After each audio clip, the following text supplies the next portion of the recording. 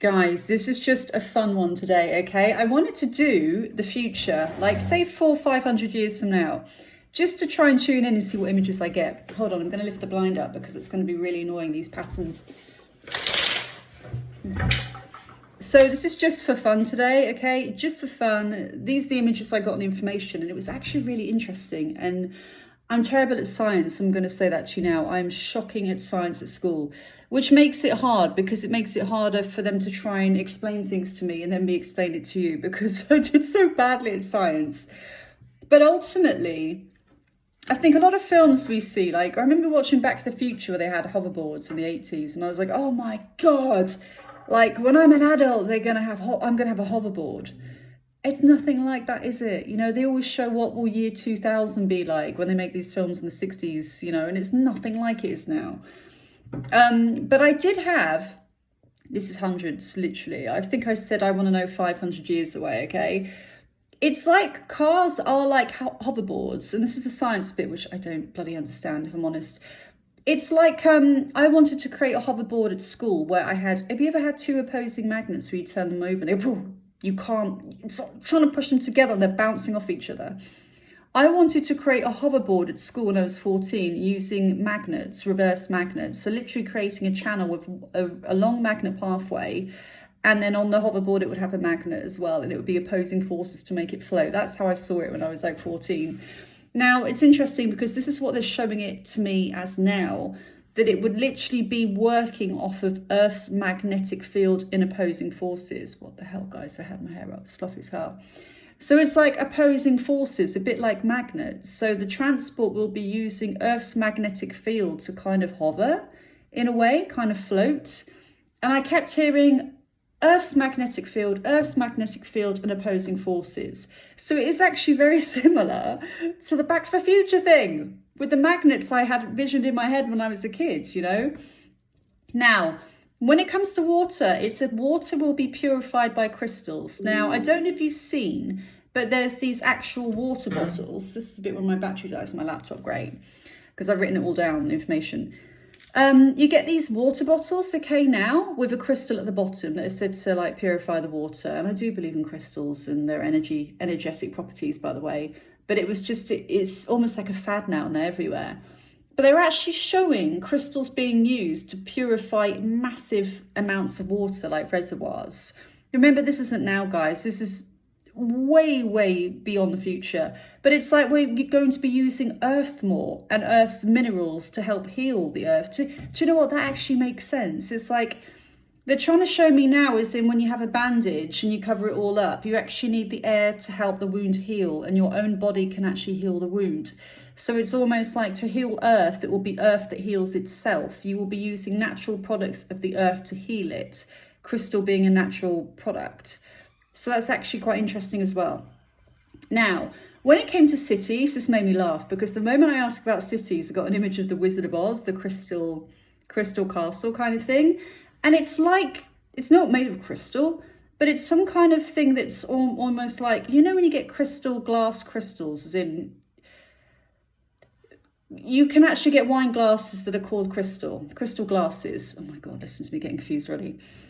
It's like a type of glass which has crystal infused in it, which actually reflects all the nature around it. So you can't really see them, and they're not really obtrusive, and they don't really stick out when it comes to the landscape. It's like a crystal city, but it's more made of some kind of material like glass that reflects everything.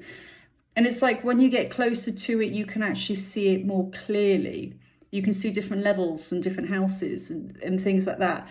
Now they're trying to tell me, if you've ever had a plant, the condensation going on in a plant, if you covered up a plant with glass and then on a hot day you get condensation and everything going on, they're trying to say that that was how you would actually heat the buildings, which is really interesting. So they would actually use the sunlight to actually heat the whole city. The sunlight will heat the city because of this reflective kind of material that will let, and they're trying to say it a bit like the ozone layer where we have you know, bad carbon dioxide trapped here, which is a bad thing. But with this, it's almost like, again, using Earth's natural forces and natural sunlight to heat whole cities in a natural way. This is not solar power. This is completely different from solar power. It's literally like, I can't think of the bloody name for it. It's literally like getting a city and then covering it with a glass container, and then the sun will heat up the whole thing. So that's how they actually have, it will be like solar panels, but a whole sphere. It's really hard. I'd have to draw you a bloody picture, to be fair. If this battery dies now on this laptop, I'm going to throw my laptop out the window. Okay. Education will change completely. I mean, that's quite obvious anyway, okay? I mean, hundreds of years, of course it's going to change completely. But the people that are reincarnating are going to know what they are here to do, and you're going to be able to tune in to find out your mission. So some people now will know they can go into meditation and say, right, this is what I'm meant to do in this life. It's a gut feeling, I know that. People reincarnating over hundreds of years are going to know intuitively when they come to Earth what they are here for, okay? I'm hearing also about Earth, it's going to be less about karmic lessons and coming back to, oh, I killed someone in a past life, so it's going to happen to me now. No, it's literally about coming in to learn lessons where you know you're meant to be here and you know what you're meant to do, okay? The Earth is going to change. So it's going to change from not knowing what the hell you're here and trying to work it out and everyone failing and get caught in this karmic cycle to knowing what you're meant to be doing. And that's why education will change, because we're going to know why we're here and what our mission is. So instead of being taught everything, it's like we will specialize in our interests. So it could be carpentry, for example. But it's going to be, children will be more intuitive and they're going to know what their skill sets are from a young age and what they should focus on. That's what they're trying to say. This is a weird one. Now, I do believe, guys, it's really dense to think, like, do you remember Christopher Columbus, who's going to sail around the world, and the whole world was like, oh, mate, you're going to fall off the planet because it's flat. You're an idiot. You're going to die. Everyone knows it's flat. It's not, is it? I completely believe in other life forces, other planets, aliens, as you want to call it, ETs.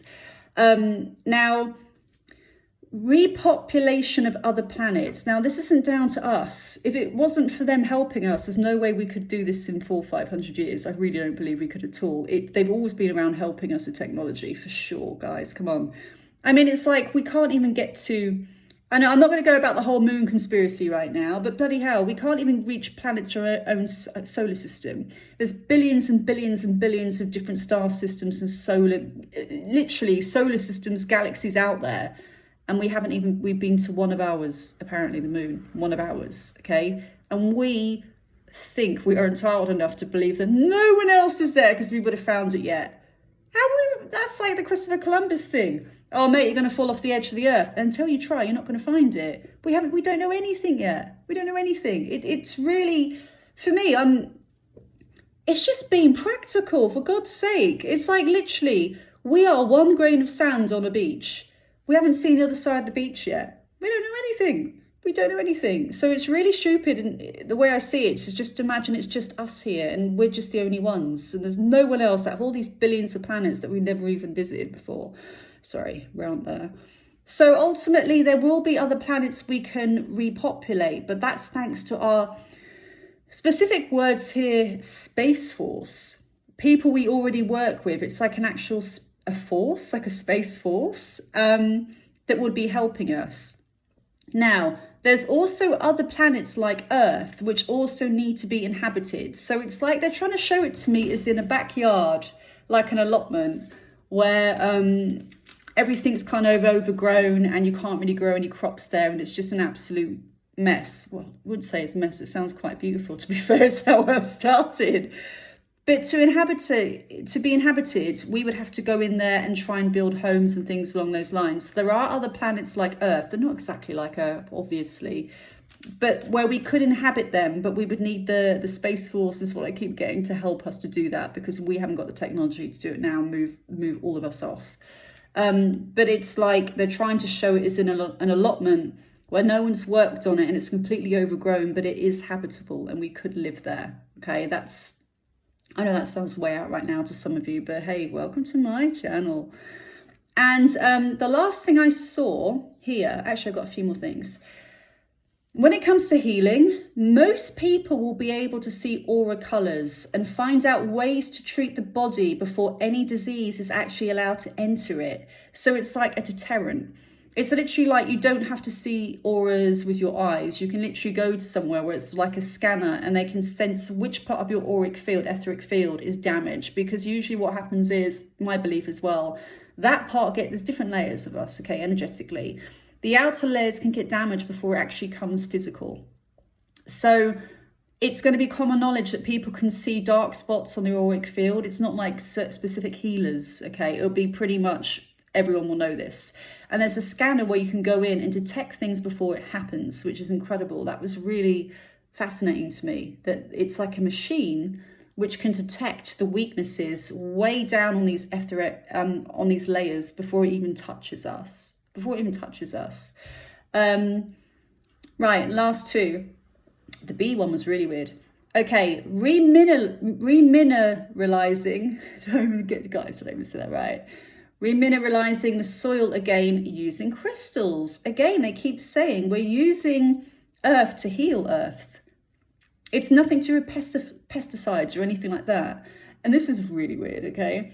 There's also going to be a hybrid between a potato and a carrot. Boom! I'm so up for that, for food. And what they're trying to say is, it's not genetically modified. It's almost like the new soils are going to produce new vegetables. So the new soils and the new way we mineralize the soil is actually going to create new, and I hear specifically root vegetables, okay? Last thing I got, guys, this is really cool. This is the coolest thing ever. I love bees. That's why I grow loads of lavender. Bees will be controlled to populate certain regions and bring back flora and flowers. And so rather than using fertilizers and chemicals as well, I'm hearing arid, do you know what? This is weird. Now they're telling me arid landscapes, almost like deserts where they don't have a lot of water. And they're showing me, I think this is kind of basic knowledge anyway, that the root systems of flowers and plants actually hold the soil together to stop runoff and to stop the soil pretty much disintegrating when we have monsoons and, you know, wet seasons, okay? They're trying to show that plants are so important because it holds the soil together, and the bees will be used to populate certain regions to bring back the stability of the soil so we can plant and grow as well. So again, they're saying it won't be fertilizers or chemicals. Nature, again, will be used to populate certain areas.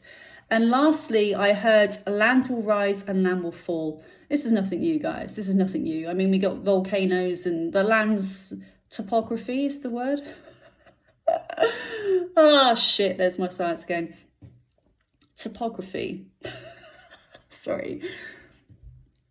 This is common knowledge. Land does rise, land does fall. You know, you got the San Andreas faults, you've got all these fault lines around the earth. You're always going to have movement. But there is going to be something, this sounds absolutely nuts right now, in the middle of the Atlantic Ocean, land rising. Now, you could say, oh, Atlantis, blah, blah, blah, blah. But there's going to be land rising from that specific region, which will be at some point be able to be populated, and other coastal regions are going to disintegrate. And this is really weird now, but what they're trying to show me is the UK, boom, hi UK, also being held together by trees.